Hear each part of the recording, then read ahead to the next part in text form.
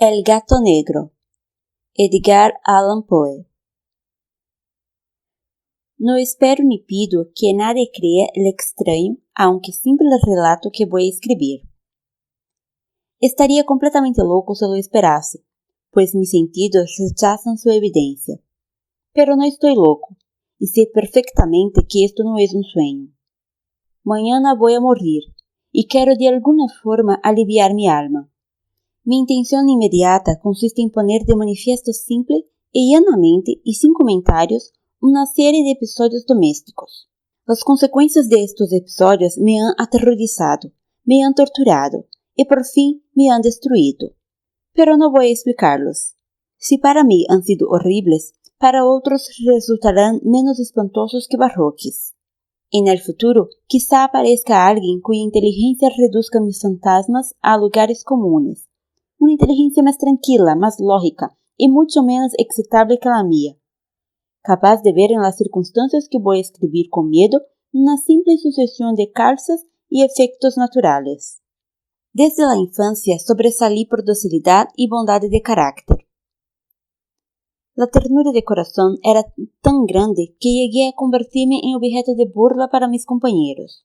Me gustaban de forma singular los animales, y mis padres me permitían tener una variedad muy amplia. Pasaba la mayor parte de mi tiempo con ellos, y nunca me sentía tan feliz como cuando les daba de comer y los acariciaba. Este rasgo de mi carácter crecían conmigo, y cuando llegué a la madurez me proporcionó uno de los mayores placeres.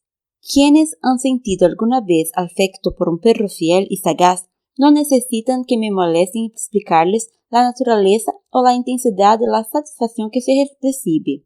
Hay algo en el generoso y abnegado amor de un animal que llega directamente al corazón del que con frecuencia ha probado la falsa amistad y frágil fidelidad del hombre. Me casé joven y tuve la alegría de que mi mujer compartiera mis preferencias. Cuando advirtió que me gustaban los animales domésticos, no perdí ocasión para proporcionarme los más agradables. Teníamos pájaros, peces de colores, un hermoso perro, conejos, un mono pequeño y un gato. Este último era un hermoso animal, bastante grande, completamente negro y de una sagacidad asombrosa. Cuando se refería a su inteligencia, mi mujer, que en el fondo era bastante supersticiosa, aludía con frecuencia a la antigua creencia popular de que todos los gatos negros eran brujas disfrazadas. No quiero decir que lo creyera en serio, y solo menciono el asunto porque acabo de recordarla. Pluto, pues así se llamaba el gato, era mi favorito y mi camarada. Solo yo le daba de comer, y él en casa me seguía por todas partes. Incluso me resultaba difícil impedirle que siguiera mis pasos por la calle. Nuestra amistad duró varios años, en el transcurso de los cuales mi temperamento y mi carácter, por causa del demonio intemperancia, y me pongo rojo al confesarlo, se habían alterado radicalmente. Día a día me fui volviendo más irritable, malhumorado e indiferente hasta los sentimientos ajenos. Llegué incluso a usar palabras duras con mi mujer y terminé recurriendo a la violencia física. Por supuesto, mis favoritos sintieron también el cambio de mi carácter. No solo los descuidaba, sino que llegué a hacerlos daño. Sin embargo, hacia Pluto sentía el suficiente respeto como para abstenerme de maltratarlo, cosa que hacía con los conejos, el mono y hasta el perro, cuando por casualidad o por afecto se cruzaban en mi camino. Pero mi enfermedad empeoraba, pues, ¿qué enfermedad se puede comparar con el alcohol? Y al fin, incluso Pluto, que ya empezaba a ser viejo y por tanto irritable, empezó a sufrir las consecuencias de mi mal humor. Una noche en que volví a casa completamente borracho, después de una de mis correrías por el centro de la ciudad, me pareció que el gato evitaba mi presencia. Lo agarré y, asustado por mi violencia, me mordió ligeramente en la mano. Al instante se apoderó de mí una furia de diablos. Ya no supe lo que hacía. Fue como si la raíz de mi alma se separaba de un golpe del cuerpo, y una maldad más que diabólica, alimentada por la ginebra, estremeció cada fibra de mi ser. Saqué del bolsillo del chaleco un cortaplumas. Lo abrí mientras seguía sujetando al pobre animal por el pescuezo, y deliberadamente le saqué un ojo. Me pongo más rojo que un tomate. Siento vergüenza. Tiemblo mientras escribo tan reprochable atrocidad.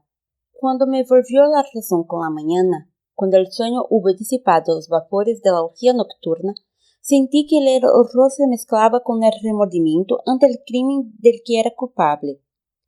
Pero solo era un sentimiento débil y equívoco, y no llegó a tocar mi alma.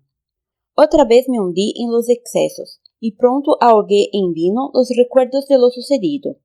El gato mientras tanto mejoraba lentamente. La cuenca del ojo perdido presentaba un horrible aspecto, pero el animal parecía que ya no sufría. Se paseaba como de costumbre por la casa, aunque, como se puede imaginar, huía aterrorizado al verme. Me quedaba bastante de mi antigua forma de ser para sentirme agraviado por la evidente antipatía de un animal que una vez me había querido tanto. Pero ese sentimiento pronto se dio paso a la irritación, y entonces se presentó para mi derrota final e irrevocable el espíritu de la perversidad. La filosofía no tiene en cuenta este espíritu. Sin embargo, estoy tan seguro de que mi alma existe como de que la perversidad es uno de los impulsos primordiales del corazón humano, una de las facultades primarias indivisibles, uno de los sentimientos que dirigen el carácter del hombre. ¿Quién no se ha sorprendido a sí mismo 100 veces en los momentos en que cometía una acción estúpida o malvada por la simple razón de que no debía cometerla? ¿No hay en nosotros una tendencia permanente que nos enfrenta con el sentido común a transgredir lo que constituye la ley por el simple hecho de serlo? Este espíritu de perversidad se presentó como he dicho en mi caída final, y ese insondable anhelo que tenía el alma de vejarse a sí misma, de violentar su naturaleza, de hacer el mal por el mal mismo, me empujó a continuar y finalmente a consumar el suplicio que había infligido al inocente animal. Una mañana a sangre fría le pasé un lazo por el pescuezo y lo ahorqué en la rama de un árbol. Lo ahorqué mientras las lágrimas me brotaban de los ojos y el más amargo remordimiento me retorcía el corazón. Lo ahorqué porque recordaba que me había querido y porque estaba seguro de que no me había dado motivos para matarlo. Lo ahorqué porque sabía que al hacerlo cometía un pecado mortal, que pondría en peligro mi alma hasta llevarse, si esto fuera posible, más allá del alcance de la infinita misericordia del Dios más misericordioso y más terrible. La noche del día en que cometí ese acto cruel me despertaron gritos de fuego. La ropa de mi cama era una llama y toda la casa estaba ardiendo. Con gran dificultad pudimos escapar del incendio mi mujer, un criado y yo. Todo quedó destruido. Mis bienes terrenales se perdieron, y desde ese momento no me quedó más remedio que resignarme. No caeré en la debilidad de establecer una relación de causa y efecto entre el desastre y la acción criminal que cometí. Simplemente me limito a detallar una cadena de hechos, y no quiero dejar suelto ningún eslabón. Al día siguiente del incendio visité las ruinas. Todas las paredes, salvo una, se habían desplomado. La que quedaba en pie era un tabique divisorio de poco espesor, situado en el centro de la casa y contra el cual antes se apoyaba la cabecera de mi cama. El lienzo del tabique había aguantado la acción del fuego, algo que atribuía a su reciente aplicación. Una apretada muchedumbre se había reunido alrededor de esta pared, y varias personas parecían examinar parte de la misma atenta y minuciosamente. Las palabras extraño, curioso y otras parecidas despertaron mi curiosidad. Al acercarme más, vi que en la blanca superficie, grabada en bajo relieve, aparecía la figura de un gigantesco gato. El contorno tenía una nitidez verdaderamente extraordinaria. Había una cuerda alrededor del pescuezo del animal. Al descubrir esta aparición, ya que no podía considerarla otra cosa, el asombro y el terror me dominaron. Pero la reflexión vino en mi ayuda. Recordé que había ahorcado al gato en un jardín colindante con la casa. Cuando se produjo la alarma del incendio, la gente invadió inmediatamente el jardín. Alguien debió cortar la soga y tirar el gato a mi habitación por la ventana abierta. Sin duda habían tratado así de despertarse. Probablemente la caída de las paredes comprimió a la víctima de mi crueldad contra el lienzo recién calado, cuya cal, junto con la acción de las llamas y el amoníaco del cadáver produjo la imagen que ahora veía. Aunque con estas explicaciones quedó satisfecha mi razón, pero no mi conciencia, sobre el asombroso hecho que acabo de describir, lo ocurrido impresionó profundamente mi imaginación. Durante meses no pude librarme del fantasma del gato, y en todo este tiempo dominó mi espíritu un sentimiento informe que se parecía sin serlo al remordimiento. Llegué incluso a lamentar la pérdida del gato y a buscar en los sucios antros que habitualmente frecuentaba otro animal de la misma especie y de apariencia parecida que pudiera ocupar su lugar. Una noche, medio borracho, me encontraba en la taberna pestilente y me llamó la atención algo negro posado en uno de los grandes toneles de ginebra que constituían el principal mobiliario del lugar. Durante unos minutos había estado mirando fijamente este tonel y me sorprendió no haber advertido antes la presencia de la mancha negra de encima. Me acerqué a él y lo toqué con la mano. Era un gato negro, un gato muy grande, tan grande como Pluto y exactamente igual a este, salvo en un detalle. Pluto no tenía ni un pelo blanco en el cuerpo, mientras este gato mostraba una mancha blanca, tan grande como indefinida, que le cubría casi todo el pecho. Al acariciarlo, se levantó enseguida. Empezó a ronronear con fuerza. Se restregó contra mi mano y pareció encantado de mis cuitas. Había encontrado el animal que estaba buscando. Inmediatamente propuse comprárselo al tabernero, pero me contestó que no era suyo y que no lo había visto nunca antes ni sabía nada del gato. Seguí acariciando al gato, y cuando iba a irme a casa, el animal se mostró dispuesto a acompañarme. Le permití que lo hiciera, parándome una y otra vez para agacharme y acariciarlo. Cuando estuve en casa, se acostumbró enseguida y pronto se convirtió en el gran favorito de mi mujer. Por mi parte, pronto sentí que nacía en mí una antipatía hacia el animal. Era exactamente lo contrario de lo que yo había esperado, pero sin que pueda justificar cómo ni por qué, su evidente afecto por mí me disgustaba y me irritaba. Lentamente tales sentimientos de disgusto y molestia se transformaron en la amargura del odio. Procuraba no encontrarme con el animal. Un resto de vergüenza y el recuerdo de mi acto de crueldad me frenaban de maltratarlo. Durante algunas semanas no le pegué ni fui la víctima de mi violencia. Pero gradualmente, muy gradualmente, llegué a sentir una inexpresable repugnancia por él y a huir en silencio de su odiosa presencia, como si fuera un brote de peste. Lo que probablemente contribuyó a aumentar mi odio hacia el animal fue descubrir, a la mañana siguiente de haberlo traído a casa, que aquel gato, igual que Pluto, no tenía un ojo. Sin embargo, fue precisamente esta circunstancia la que hizo más agradable los ojos de mi mujer, quien, como ya dije, poseía en alto grado esos sentimientos humanitarios que una vez fueron mi rasgo distintivo y la fuente de mis placeres más simples y puros. El cariño del gato hacia mí parecía aumentar en la misma proporción que mi aversión hacia él. Seguía mis pasos con una testarudez que me resultaría difícil hacer comprender al lector.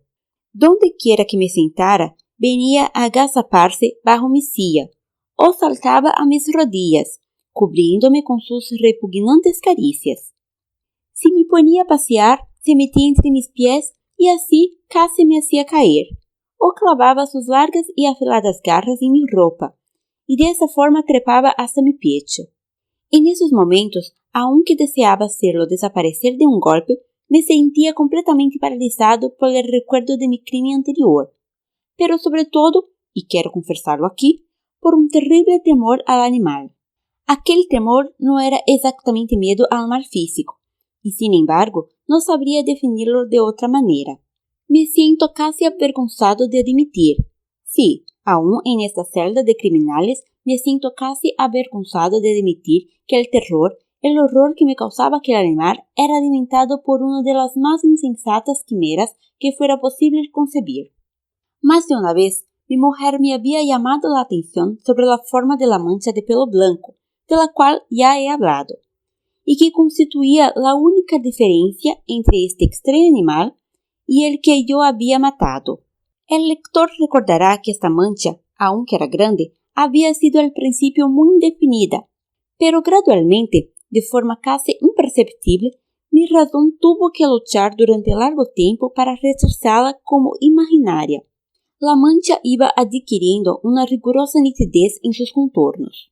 Ahora ya representaba algo que me hace temblar cuando lo nombro. Y por eso odiaba, temía y me habría librado del monstruo si me hubiese atrevido a hacerlo. Representaba, digo, la imagen de una cosa atroz, siniestra. La imagen del patíbulo. Oh, lúgubre y terrible máquina del horror y del crimen, de la agonía y de la muerte. Y entonces me sentí más miserable que todas las miserias del mundo juntas. Pensar que una bestia, cujo semejante yo había destruido desdeñosamente, una bestia era capaz de producir esa angustia tan insoportable sobre mí, un hombre creado a imagen y semejanza de Dios. Ay, ni de día ni de noche pude ya gozar de la bendición del descanso. De día, ese animal no me dejaba ni un instante solo, y de noche me despertaba sobresaltado por sueños horrorosos, sintiendo el ardiente aliento de aquella cosa en mi rostro, y su enorme peso, encarnada pesadilla que no podía quitarme de encima, apoyada eternamente sobre mi corazón. Bajo la opresión de estos tormentos, sucumbió todo lo poco que me quedaba de bueno. Solo los malos pensamientos disfrutaban de mi intimidad. Los más retorcidos, los más perversos pensamientos. La tristeza virtual de mi mal humor terminó convirtiéndose en aborrecimiento de todo lo que estaba a mi alrededor y de toda la humanidad. Y mi mujer, que no se quejaba de nada, llegó a ser la más habitual y paciente víctima de las repentinas y frecuentes explosiones incontroladas de furia a las que me abandonara. Un día, por una tarea doméstica, me acompañó al sótano de la vieja casa donde nuestra pobreza nos obligaba a vivir. El gato me siguió escaleras abajo y casi me hizo caer de cabeza, por lo que me desesperé casi hasta volverme loco. Alzando una hacha y olvidando en mi rabia los temores infantiles que hasta entonces habían detenido mi mano, lancé un golpe que hubiera causado la muerte instantánea del animal si lo hubiera alcanzado. Pero la mano de mi mujer detuvo el golpe. Su intervención me llenó de una rabia más que demoníaca. Me solté de su abrazo y le hundí el hacha en la cabeza. Cayó muerta a mis pies, sin un quejido. Consumado el horrible asesinato, me dediqué urgentemente y a sangre fría a la tarea de ocultar el cuerpo. Sabía que no podía sacarlo de casa, ni de día ni de noche, sin correr el riesgo de que los vecinos me vieran. Se me ocurrieron varias ideas. Por un momento pensé descuartizar el cadáver y quemarlo a trozos. Después se me ocurrió cavar una tumba en el piso del sótano. Luego consideré si no convenía arrojarlo al pozo del patio o meterlo en una caja, como si fueran mercancías, y con los trámites normales y llamar a un mozo de cuerda para que lo retirase de la casa. Por fin di con lo que me pareció el mejor recurso. Decidí emparedar el cadáver en el sótano, tal como se cuenta que los monjes de la Edad Media emparedaban a sus víctimas. El sótano se prestaba bien para este propósito. Las paredes eran de un material poco resistente y estaban recién encaladas con una capa de yeso que la humedad del ambiente no había dejado endurecer. Además, en una de las paredes había un saliente, una falsa chimenea, que se había rellenado de forma que se parecía al resto del sótano. Sin ningún género de duda se podían quitar fácilmente los ladrillos de esa parte, introducir el cadáver y tapar el agujero como antes, de forma que ninguna mirada pudiera descubrir nada sospechoso. No me equivocaba en mis cálculos. Con una palanca saqué falsamente los ladrillos y después de colocar con cuidado el cuerpo contra la pared interior, lo mantuve en esa posición mientras colocaba de nuevo los ladrillos en su forma original. Después de procurarme argamasa, arena y cerda, preparé con precaución un yeso que no se distinguía del anterior y revoqué cuidadosamente el enladrillado. Terminada la tarea, me sentí satisfecho de que todo hubiera quedado bien. La pared no mostraba la menor señal de haber sido alterada. Recogí del suelo los cascotes más pequeños y, triunfante, miré alrededor y me dije: aquí por lo menos no he trabajado en vano. El paso siguiente consistió en buscar a la bestia que había causado tanta desgracia, pues por fin me había decidido matarla. Si en aquel momento el gato hubiera aparecido ante mí, habría quedado sellado su destino. Pero por lo visto, el astuto animal, alarmado por la violencia de mi primer acceso de cólera, se cuidaba de aparecer mientras no se pasara mi mal humor. Es imposible describir ni imaginar el profundo y feliz sentimiento de alivio que la ausencia del odiado animal trajo a mi pecho. No apareció aquella noche, y así, por primera vez desde su llegada a la casa, pude dormir profunda y tranquilamente. Sí, pude dormir incluso con el peso del asesinato en mi alma. Pasaron el segundo y el tercer día y no volvía mi atormentador. Una vez más respiré como un hombre libre. El monstruo aterrorizado había huido de casa para siempre. No volvería a verlo. Grande era mi felicidad, y la culpa de mi negra acción me preocupaba poco. Se hicieron algunas investigaciones, a las que me costó mucho contestar. Incluso registraron la casa, pero naturalmente no se descubrió nada. Consideraba que me había asegurado mi felicidad futura. Al cuarto día, después del asesinato, un grupo de policías entró en la casa intempestivamente y procedió otra vez a una rigurosa inspección. Seguro de que mi escondite era inescrutable, no sentí la menor inquietud. Los agentes me pidieron que los acompañara en su registro. No dejaron ningún rincón ni esconderijo sin revisar. Al final, por tercera o cuarta vez, bajaron al sótano. No me temblaba ni un solo músculo. Mi corazón latía tranquilamente, como el de quien duerme en la inocencia. Me paseaba de un lado a otro del sótano. Había cruzado los brazos sobre el pecho e iba tranquilamente de acá para allá. Los policías quedaron totalmente satisfechos y se disponían a marcharse. El júbilo de mi corazón era demasiado fuerte para ser reprimido. Ardí en deseos de decirles al menos una palabra, prueba de triunfo, y de asegurar doblemente su certidumbre sobre mi inocencia. Caballeros, dije por fin cuando el grupo subía la escalera. Me alegro de haber disipado sus sospechas.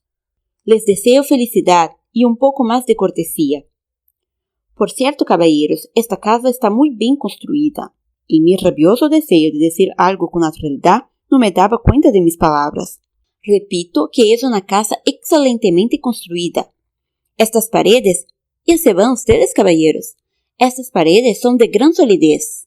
Y entonces, empujado por el frenesí de mis bravatas, golpeé fuertemente con el bastón que llevaba en la mano sobre la pared de ladrillo, tras la cual estaba el cadáver de la esposa de mi alma. Que Dios me proteja y me libre de las garras del archidemonio.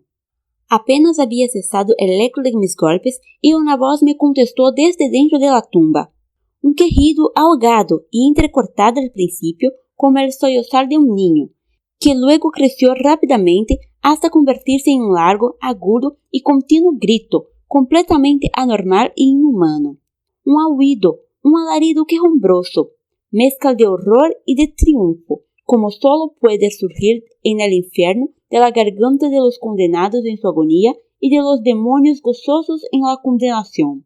Hablar de lo que pensé en ese momento es una locura. Presa de vértigo, fui tambaleándome hasta la pared de enfrente. Por un instante el grupo de hombres de la escalera se quedó paralizado por el espantoso terror. Luego, una docena de robustos brazos atacó la pared, que cayó de un golpe. El cadáver, ya corrompido y cubierto de sangre coagulada, apareció de pie ante los ojos de los espectadores. Sobre su cabeza, con la roja boca abierta y el único ojo de fuego, estaba agazapada la horrible bestia cuya astucia me había llevado al asesinato, y cuya voz delatora me entregaba ahora al verdugo. Había emparedado al monstruo en la tumba.